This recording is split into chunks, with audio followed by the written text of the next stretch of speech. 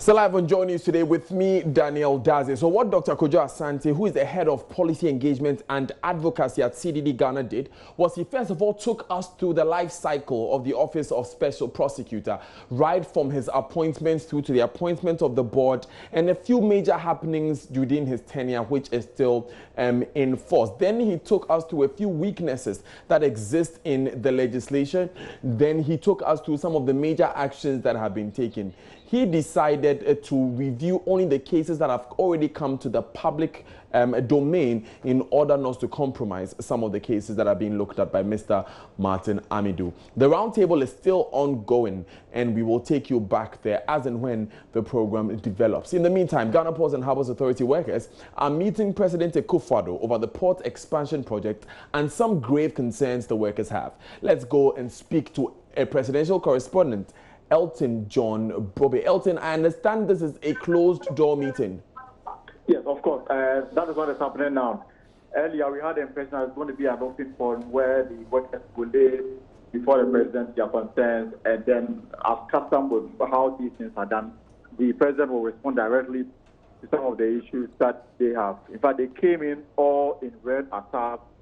When the president walked in, the leader of the group proceeded to introduce his members, and then when he was about to, tell the president their concerns and the reason why they think that the MPS contract is not in the best interest of Kapoa and indeed Ghana, he was stopped. Indeed, the president made it clear to them he invited them because of the issues that have dominated media discussions over the period, and that was the reason why he invited them. And for that reason, he wanted to listen to them first and then respond to their concerns. But that can be done. That can be done behind closed doors. If there's the need for them to brief the media after their meeting, they will hold that meeting and then let the media understand what probably they discussed and the way forward. So as I speak to you right now, the members, about 7 of them who came, are held up in a meeting with the president behind closed doors. We're all waiting to hear the outcome of this particular meeting. The workers are clear that if the deal in this present form stands, so many of them will lose their jobs, and they want government to, modify the agreement between MPS and then government to ensure that there's job security. And even before the president asked the media to give the observer, they can have that closed door meeting. It was quite clear that this matter had lingered on for 5 years, and that he was going to ensure that that there's finality to this matter once and for all. Thank you, Elton John Bobby. He is presidential correspondent reporting there from that closed-door meeting President Akufo-Addo is having with GPHA workers. We take you back to the Coconut Grove Regency Hotel now because speaking, as you can see, is Linda Ofori-Kwafo. She's board chair for the Office of Special Prosecutor. The board has met according to schedule. The board is supposed to meet every quarter. The board has done so. The board has even met more than we are supposed to because there was a need to help in the development of the legislative instruments. So too have been done, which came into effect in December 22nd. One, the operations, the LI or operations, the Santias elaborated on that, and the second, the LI on human capital and management. And these are not the exact names, but that's what's the content, and that's what it's supposed to be. And those documents are equally public documents. On the accommodation of the OSP, I'm sure most of us here knows where the OSP currently operates from. And as he rightly said, there are steps underway to get a bigger and a more appropriate place for him and the team. But then there's some information going out around that this new place is ready and that the OSP has not moved in. I'm not sure whether this new place is ready and the OSP has not moved in. From where I sit, I know work is still being done and the place is not ready for the OSP to move in. That said, in terms of staff of the office, The board has a responsibility to advise on the recruitment of some senior level officials. The 4 divisions Kojo mentioned are clearly stated in the Act. And people who head these offices can be considered senior level individuals. As I said, the second LI deals with human capital, and so all these matters have been addressed. And if today recruitment should start, there is a laid-down procedure to be followed in getting the appropriate people to fill the office. Another issue I would want to comment on is the one about publications to be made by the OSP office. And I think that is provided for in Section 3.3 of the Act 959. 2 main requirements are specified, and I'm also happy Doctor mentioned it. So there's a list going around that says these are the things the OSP is looking. What I want us to do is to test whether this list meets the requirements as provided under the 2 provisions of Section 3.3. As Kojo mentioned, the first 6 months, so many things were happening, and ordinarily, there was no way such a publication could have come up. So we should study clearly. I don't have the Act before me, but it's quite specific on the issues that are supposed to be provided in the Act 6 list. And there are 2 main subsections under the Act. So I know the expectations of Ghanaians to see some work being done, and I'm thinking Ghanaians are all waiting to see people go to jail, and that's quite unfortunate. I'm not speaking for the OSP, and I don't speak for that office, but I just want us to know that in as much as we all want corruption to be dealt with, and people investigated properly and sanctioned where the need arises, we should also make sure the office works according to the laid down procedures. So some work is being done. So it's quite unfortunate the list is out. But I'm not sure that's the list that even I got to know from the media. I heard it on radio. And I'm not required, and no board member is required to even know under the law. He does not have that obligation to be providing us with the details of the cases that will amount to some hurt and interference of the sort. So I got to know just like we all got to know. But I'm not even sure whether all these cases are being investigated by the special prosecutor. In as much as the timing or the presentation of the cases did not come from the office, good or bad, at least people have gotten to know what the office is about. That's if this list is the right list of cases the SP is investigating. I can't speak to that because I don't have that information officially from anywhere and from the office.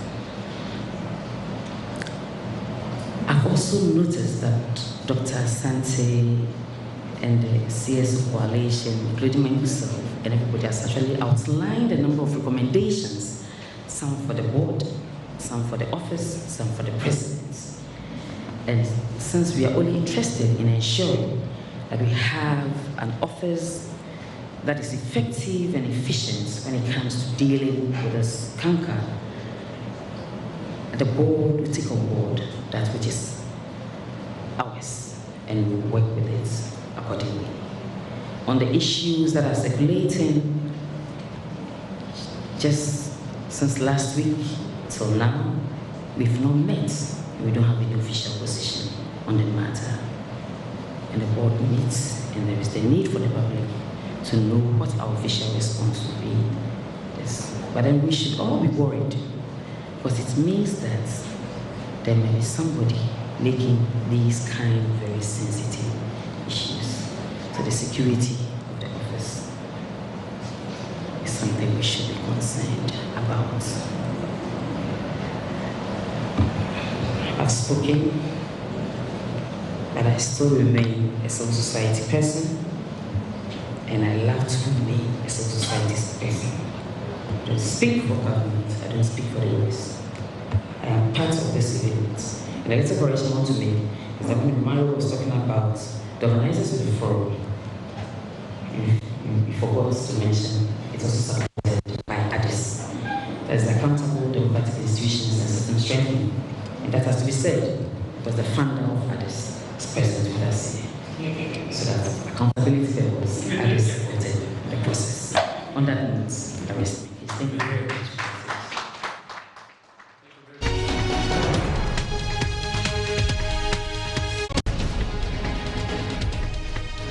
Still live on Joy News today with me, Daniel Daze. So you just had Linda Oforikwafu, who is the board chair for the Office of Special Prosecutor, give her submission. In simple terms, she responded to the list that has recently been released. You saw it here on Joy News. You heard it on Joy FM as well, of the key cases that Mr. Martin Amidu has taken interest in since he took office. She said that she heard it first here on TV and on radio. She says that that list was not to have been published and that she does not speak for the office. She still remains a member of civil society. She, however, reported that all meetings the board was supposed to hold have been held as they should be according to schedule. Of course, it's still live at the Coconut Grove Regency Hotel, where Corruption Watch is reviewing the first year in office of Mr. Martin Amidu, and we will go back when the program progresses. In the meantime, the UN Secretary General has condemned a gun attack on a Catholic church in Dablo in the northern part of Burkina Faso that left 6 persons, including a priest, dead. The attack occurred while Mass was being celebrated. This is the 3rd attack on the church in 5 weeks. The Secretary General strongly condemns this morning's attack on a Catholic church during Mass in the village of Dablo in the center-north region of Burkina Faso.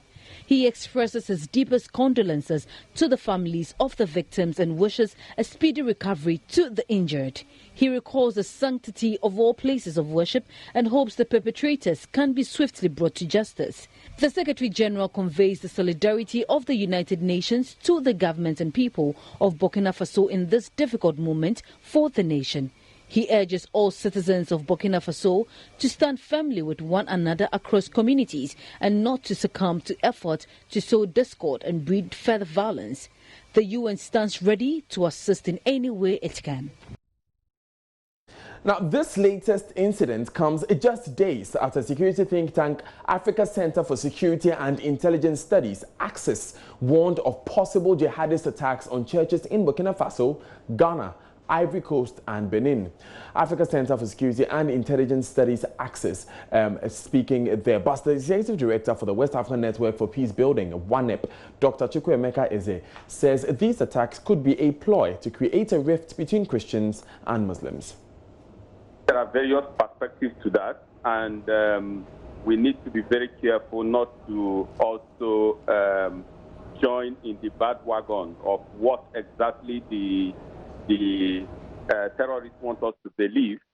So one perspective is saying, yes, this is a target on churches, while a second perspective is also alluding to the fact that this may be a ploy to create tension between Islam and Christianity in Burkina Faso. So we need to be very careful. But whichever way you see it, whichever perspective is correct, I think the most important thing is that we have a serious issue on our hands, and that is terrorism in the sub-region. And therefore, whether it is in Burkina Faso or any other country in West Africa, and also understanding that our borders are mere artificial walls, then I think it is important that we begin to develop strategies that can allow us to tackle the menace head-on. We need to begin to review the ECOWAS counter-terrorism strategy and implementation plan. And rather than address the issue of terrorism and violent extremism as a national issue by Burkina Faso, by Ghana, by Nigeria, we need a community approach. We need an ECOWAS community approach. And we also need to integrate the local communities to the fight against terrorism. Still on security, the Aframso-Ejura stretch in the Ashanti region has seen improved security surveillance following the Inspector General of Police's visits to the area in recent times. IGP David Asante appeared to visit the area to discuss the subject of frequent robberies with divisional and district commanders. But in less than a week after his visit, the robbers struck, attacked and robbed market women. But Joy News can report that the security situation along the Aframso-Ejura stretch has improved. Mahmoud Mohammed Nuruddin's report.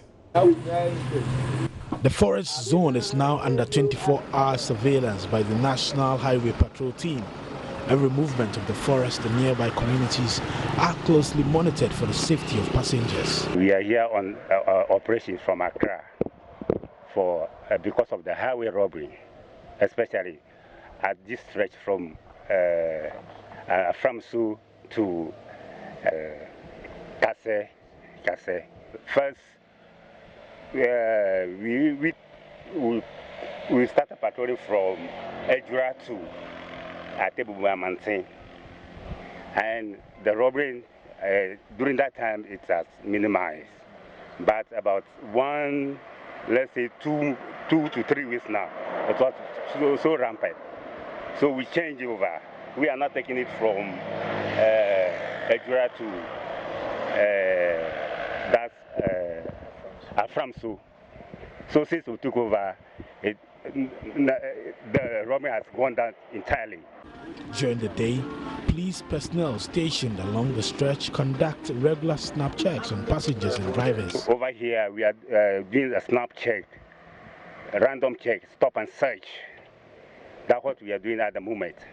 Solar street lights have also been installed along parts of the forest to improve visibility and scare potential robbers away. We decided to stay back and find out what happens during the night, and this is what we witnessed.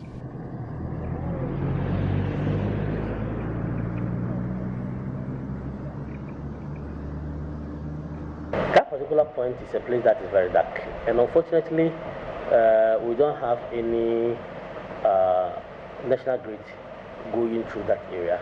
So for that matter, we have to look for solar street lighting so that the policemen and also the security men working there, we don't put them in danger. We contracted a particular company to come and install some few security lights over there, and we've also returned to Ministry of Energy to help us with at least 25 to 30 solar street lighting so that we can also install that one on that stretch to reduce the armed robbery cases.